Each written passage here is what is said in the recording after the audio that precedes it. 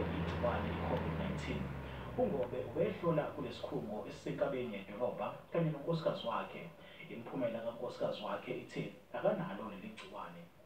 Yabuka imiphumela yathi imiphumela mina I'm positive for COVID-19, unkosikazi wami u-negative for i-COVID-19. Kwasimangaza ukuthi umuntu engihlala naye endlini engiphila naye zonke iy'nsuku engimqabula zonke iy'nsuku anga-negative, mina ngibe positive. Kwenzeka kanjani? Sadunyela amakhanda-ke, so ngase ngivele udaba ngilubika ngaleso sikhathi baphathi-ke emsebenzini ukuthi khana asekutholakele lokhu ngabathumelela-ke ne-proof ama-results ashoyo ukuthi hayi nansi imiphumela ithi positive. Lokhu kushiye uNgobe enemibuzo eminingi.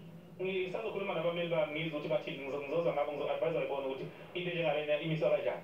Okunguyena obhekelele ukuhlolwa kwabantu kulesikhungo uSolwazi uPierre Durant uyavuma ukuthi iphutha libe sohlangothini lwalesikhungo esenza lo msebenzi wokuhlola. uSolwazi uDurant uthi leli phutha alijwayele ukwenzeka. It's not that it's not accurate, it's that only one of the three genes amplifies very weakly. So what we usually do with that instance is that we rerun the sample.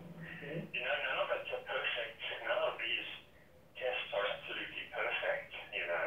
Umsebenzi wokuhlanza lesakhiwo se-SABC uyaqhubeka kulindeleke ukuthi leli bhilidi liphinde livulwe ngoLwesihlanu. NginguSimphiwe Makhanya, uzindaba ze-SABC eseThekwini.